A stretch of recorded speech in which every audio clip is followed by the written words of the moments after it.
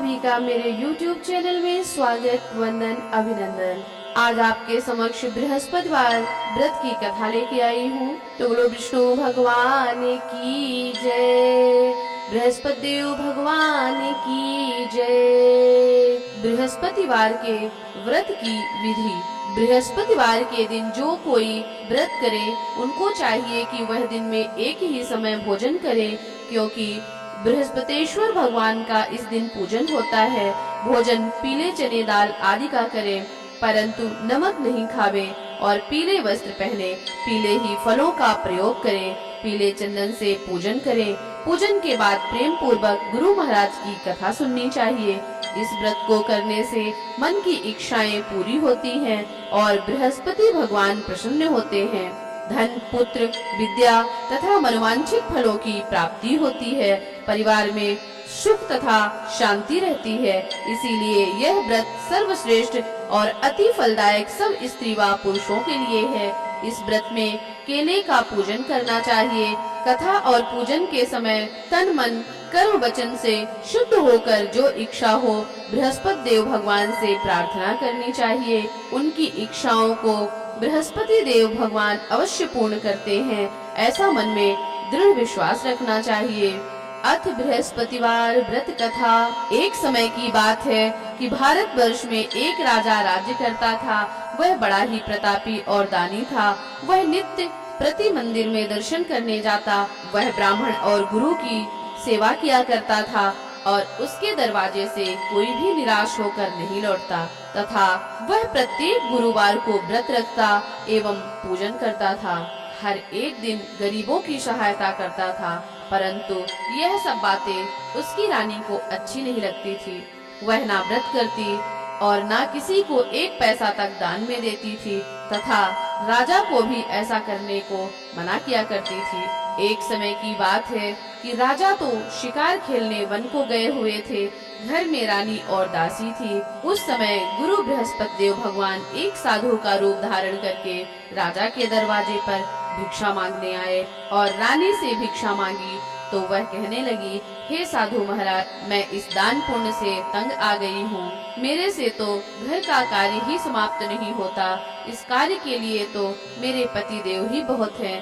अब आप इस प्रकार की कृपा करें कि सब धन नष्ट हो जाए तथा मैं आराम से रह सकूं।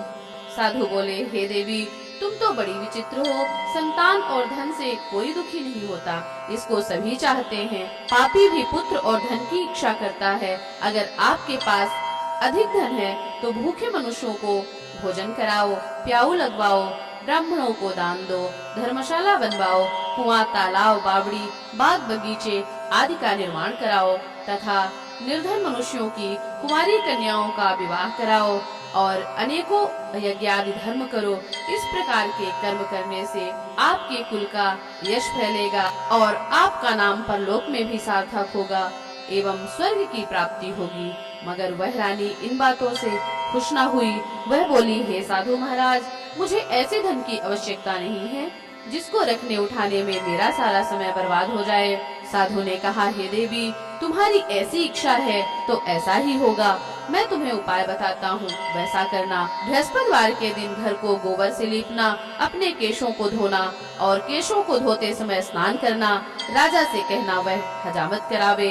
भोजन में मांस, मंदिरा, खाना, कपड़ा धोबी के हाथ धुलने डालना। इस प्रकार 7 बृहस्पतिवार करने से तुम्हारा सारा धन नष्ट हो जाएगा। यह कहकर वह साधु महाराज वहाँ से अंतर्ध्यान हो गए। रानी ने साधु के कहने के अनुसार ही किया, वैसा ही किया। 3 बृहस्पतिवार ही बीते थे कि उसका समस्त धन नष्ट हो गया और भोजन के लिए दोनों समय परिवार तरसने लगा तथा सांसारिक भोग्यों के अभाव से दुखी रहने लगा। तब वह राजा रानी से कहने लगा कि रानी, तुम यहाँ पर रहो, मैं दूसरे देश को जाऊँ, क्योंकि यहाँ पर मुझे सभी मनुष्य जानते हैं, इसीलिए मैं कोई कार्य भी नहीं कर सकता। देश की चोरी परदेश की भीख बराबर। ऐसा कहकर राजा परदेश चला गया। वहाँ जंगल में जाता और लकड़ी काट कर लाता और शहर में बेचता। इस तरह जीवन व्यतीत करने लगा। इधर राजा के घर रानी और दासी दुखी रहने लगी। किसी दिन भोजन मिलता, किसी दिन जल पीकर रह जाती। एक समय रानी और दासी को 7 दिन बिना भोजन के व्यतीत हो गए तो रानी ने अपनी दासी से कहा, हे दासी, पास के ही नगर में मेरी बहन रहती है, वह बड़ी धनवान है, तो उसके पास जा और 5 सेर बेझर मांग ला, जिससे कुछ समय के लिए गुजर हो जाएगी। इस प्रकार रानी की आज्ञा मानकर दासी रानी की बहन के घर गई और रानी की बहन के पास गई तो रानी की बहन उस समय पूजन कर रही थी, क्योंकि उस रोज बृहस्पतिवार का दिन था। जब दासी ने रानी की बहन को देखा और उससे बोली, हे रानी, मुझे तुम्हारी बहन ने भेजा है, मेरे लिए 5 सेर बेझर दे दो। इस प्रकार दासी ने अनेक बार कहा, परंतु रानी ने कोई उत्तर नहीं दिया, क्योंकि वह उस समय बृहस्पतिवार की व्रत कथा सुन रही थी। इस प्रकार जब दासी को कोई उत्तर नहीं मिला तो वह बहुत दुखी हुई और क्रोध भी आया और लौटकर अपने रानी के पास आकर बोली, हे रानी, आपकी बहन बहुत ही धनी स्त्री है, वह तो छोटे लोगों से बात भी नहीं करती, क्योंकि मैंने उनसे कहा तो उन्होंने कोई उत्तर नहीं दिया। मैं वापस चली आई। रानी बोली, हे दासी, इनमें उनका कोई दोष नहीं है। जब बुरे दिन आते हैं तो कोई सहारा नहीं देता, अच्छे बुरे का पता तो विपत्ति में ही लगता है। जो ईश्वर की इच्छा होगी वही होगा, यह सब तो हमारे भाग्य का दोष है। इधर उस रानी ने देखा कि मेरी बहन की दासी आई थी, परंतु मैं उससे कुछ नहीं बोली, इससे वह बहुत दुखी हुई होगी। यह सोच कथा को सुन और विष्णु भगवान का पूजन समाप्त कर वह रानी अपनी बहन के घर चल दी और जाकर अपनी बहन से कहने लगी, हे बहन, मैं बृहस्पतिवार का व्रत कर रही थी, तुम्हारी दासी गई, परंतु जब तक कथा होती है तब तक ना उठते हैं ना बोलते हैं, इसीलिए मैं ना बोली। कहो दासी क्यों गई थी? रानी बोली, हे बहन, हमारे घर अनाज नहीं था, वैसे तुमसे कोई बात छिपी नहीं है, इस कारण मैंने दासी को तुम्हारे पास 5 सेर बेझर लेने के लिए भेजा था। रानी बोली, हे बहन, देखो, बृहस्पति भगवान सभी की मनोकामना पूर्ण करते हैं, देखो शायद तुम्हारे घर में अनाज रखा हो। इस प्रकार का वचन जब रानी ने सुना तो घर के अंदर गई और वहाँ उसे एक घड़ा बेझर का भरा मिल गया। तब तो वह रानी और बांदी को बहुत ही खुशी हुई और दासी कहने लगी, हे रानी, देखो, वैसे हमको जब अन्न नहीं मिलता तो हम रोज ही व्रत करते हैं, अगर इनसे व्रत की विधि और कथा पूछ ली जाए तो उसे हम भी किया करेंगे। तो उस रानी ने अपनी बहन से पूछा कि हे बहन, बृहस्पतिवार के व्रत में चना की दाल मुनक्का से विष्णु भगवान का केले की जड़ में पूजन करो तथा दीपक जलावे, पीला भोजन करें तथा कहानी सुने। इस प्रकार करने से गुरु भगवान प्रसन्न होते हैं और अन्य पुत्र धन देते हैं, सभी मनोकामना पूर्ण करते हैं। इस प्रकार रानी और दासी दोनों ने निश्चय किया कि बृहस्पति भगवान का पूजन जरूर करेंगे। 7 रोज बाद जब बृहस्पतिवार का दिन आया तो उन्होंने व्रत रखा और घुड़साल में जाकर चना गुड़ बीन लाई तथा चने की दाल से केले की जड़ में विष्णु भगवान का पूजन किया। अब भोजन पीला कहाँ से आवे? बेचारी बड़ी दुखी हुई, परंतु उन्होंने व्रत किया था, इस कारण गुरु भगवान प्रसन्न थे। 2 थालों में सुंदर पीला भोजन लेकर आए और दासी को देकर कहा, हे दासी, यह तुम्हारे और रानी के लिए भोजन है, तुम दोनों भोजन करना। दासी भोजन पाकर बड़ी प्रसन्न हुई और रानी से बोली, चलो रानी जी, भोजन कर लो। रानी को इस विषय में कुछ पता नहीं था, इसलिए वह दासी से बोली, तू भोजन कर, क्योंकि तू हमारी व्यर्थ में हंसी उड़ाती है। दासी बोली, एक महात्मा भोजन दे गया है। रानी बोली, वह तेरे लिए दे गया है, तू ही भोजन कर। दासी ने कहा, वह महात्मा हम दोनों को 2 थालों में सुंदर भोजन दे गया है, इसीलिए हम और तुम दोनों साथ साथ भोजन करेंगी। इस प्रकार रानी और बांदी दोनों ने गुरु भगवान को नमस्कार कर भोजन प्रारंभ किया। अब वह प्रत्येक बृहस्पतिवार को गुरु भगवान का व्रत और विष्णु भगवान का पूजन करने लगी। बृहस्पति देव की कृपा से रानी और दासी के पास फिर से धन हो गया। रानी फिर उसी प्रकार आलस्य करने लगी। तब दासी बोली, देखो रानी, तुम पहले इस प्रकार आलस्य करती थी, तुम्हें धन के रखने में कष्ट होता था, इस कारण सारा धन नष्ट हो गया। अब गुरु भगवान की कृपा से धन मिला है तो फिर तुम्हें आलस्य होता है। बड़ी मुसीबतों के बाद हमने यह धन पाया है, इसीलिए हमें दान पुण्य करना चाहिए तथा भूखे मनुष्यों को भोजन कराओ, प्याऊ बनवाओ, ब्राह्मणों को दान दो, कुआं, तालाब, बावड़ी, बाग बगीचे आदि का निर्माण कराओ, कुंवारी कन्याओं का विवाह कराओ, धन को शुभ कर्मों में खर्च करो, जिससे तुम्हारे कुल का यश बढ़े, तथा स्वर्ग को प्राप्त हो और पितर भी प्रसन्न होंगे। तब रानी ने इस प्रकार के कर्म करने प्रारंभ किए तो काफी यश फैलने लगा। एक दिन रानी और दासी विचार करने लगी, ना जाने राजा किस प्रकार होंगे, उनकी कोई खोज खबर नहीं मिली। गुरु भगवान से उन्होंने प्रार्थना की और भगवान ने रात्रि में राजा को स्वप्न में कहा, हे राजा उठ, तेरी रानी तुझको याद करती है, अपने देश को चल। राजा प्रातःकाल उठा और विचार करने लगा, स्त्री जाति खाने और पहनने की संगिनी होती है, पर भगवान की आज्ञा मानकर वह अपने नगर के लिए चलने को तैयार हुआ। इससे पूर्व जब राजा परदेश चला गया था तो परदेश में दुखी रहने लगा। प्रतिदिन जंगल में से लकड़ी बीन कर लाता और उन्हें शहर में बेचता। अपने दुखी जीवन को बड़ी कठिनता से व्यतीत करता था। एक दिन राजा दुखी होकर पुरानी बातों को याद करके रोने लगा। तब उस जंगल में बृहस्पति देव भगवान एक साधु के रूप में प्रकट हुए और राजा के पास आकर बोले, हे लकड़हारे, तुम इस सुनसान जंगल में किस चिंता में बैठे हो, मुझको बताओ। यह सुनकर राजा के नेत्रों में जल भर आया और साधु को वंदना कर बोला, हे प्रभु, आप सब कुछ जानने वाले हो। इतना कहकर वह साधु को अपनी संपूर्ण कहानी सुना दी। महात्मा तो दयालु होते हैं।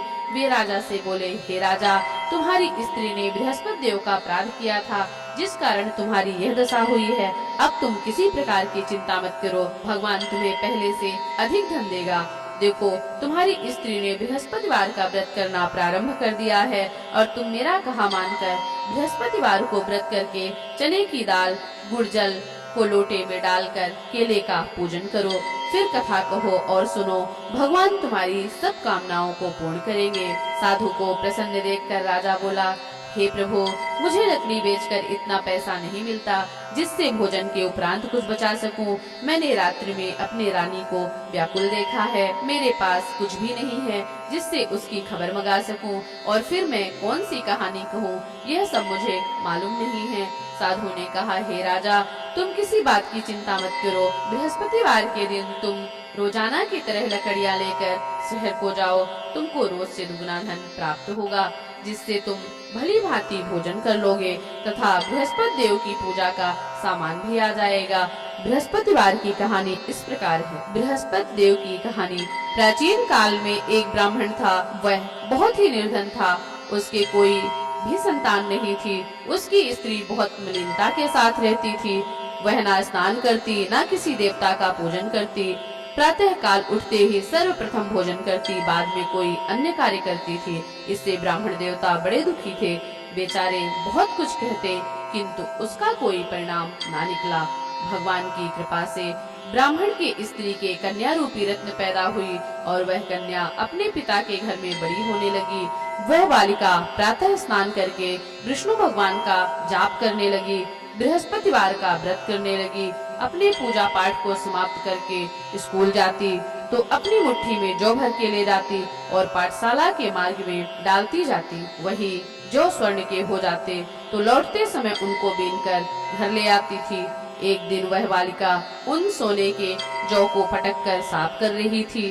उसकी माँ ने देख लिया और कहा, हे बेटी, सोने के जौ को फटकने के लिए सोने का सूप होना चाहिए। दूसरे दिन गुरुवार का दिन था। इस कन्या ने व्रत रखा और बृहस्पति देव से प्रार्थना करके कहा, हे प्रभु, मैंने आपकी पूजा सच्चे मन से की हो तो मेरे लिए सोने का सूप दे दो। बृहस्पति देव भगवान ने उसकी प्रार्थना स्वीकार कर ली। रोजाना की तरह वह कन्या जौ फैलाती हुई जाने लगी। जब लौटकर जौ बीन रही थी तो बृहस्पति देव की कृपा से उसे सोने का सूप मिला। उसे वह घर ले आई और सोने के सूप में जौ साफ कर रही थी। उस समय उस शहर का राजपुत्र वहां से होकर निकला। इस कन्या के रूप और कार्य को देखकर मोहित हो गया तथा अपने घर आकर भोजन और जल त्याग कर उदास लेट गया। राजा को जब इस बात का पता लगा तो अपने प्रधानमंत्रियों के साथ उसके पास गए और बोले, हे बेटा, तुम्हें किस बात का कष्ट है? किसी ने अपमान किया है अथवा कोई और कारण हो सो कहो, मैं वही कार्य करूंगा जिससे तुम्हें प्रसन्नता हो। अपने पिता की राजकुमार ने बातें सुनी तो वह बोला, मुझे आपकी कृपा से किसी बात का दुख नहीं है। किसी ने मेरा अपमान नहीं किया, परंतु मैं उस लड़की के साथ विवाह करना चाहता हूँ। जो सोने के सूप में जौ साफ कर रही थी। यह सुन राजा आश्चर्य में पड़ा और बोला, हे बेटा, इस तरह की कन्या का पता तुम ही बताओ, मैं उसके साथ तुम्हारा विवाह अवश्य करा दूंगा। राजकुमार ने उस लड़की के घर का पता बतलाया। तब मंत्री उस लड़की के घर गए और ब्राह्मण की कन्या का विवाह राजकुमार के साथ संपन्न हो गया। कन्या के घर से जाते ही पहले की भांति उस ब्राह्मण देवता के घर में गरीबी का निवास हो गया। वह भोजन के लिए भी अन्न बड़ी मुश्किल से पाता। एक दिन दुखी होकर ब्राह्मण देवता अपनी पुत्री के पास गए और बेटी ने पिता को दुखी अवस्था में देखा और अपनी माँ का हाल पूछा तो ब्राह्मण ने सभी हाल कह दिया। बेटी ने पिता को बहुत साधन देकर विदा किया। इस प्रकार ब्राह्मण का कुछ समय सुख पूर्वक व्यतीत हुआ। कुछ दिन बाद फिर वही हाल हो गया। ब्राह्मण फिर अपनी कन्या के यहाँ गया और सभी हाल कहा तो लड़की बोली, हे पिताजी, आप माताजी को यहाँ लिवा लाओ, मैं उन्हें विधि बता दूंगी जिससे गरीबी दूर हो जाएगी। तब ब्राह्मण देवता अपनी स्त्री को साथ लेकर पहुँचे तो पुत्री माँ को समझाने लगी, हे माँ, तुम प्रातः काल उठकर प्रथम स्नान आदि करके विष्णु भगवान का पूजन किया करो तो सब दरिद्रता दूर हो जाएगी। परंतु उसकी माँ ने एक भी बात ना मानी। प्रातः काल उठकर अपनी पुत्री के बच्चों का जूठन खा लेती थी। एक दिन उसकी पुत्री को बहुत गुस्सा आया और एक रात कोठरी से सभी सामान निकाल दिया और अपनी माँ को उसमें बंद कर दिया।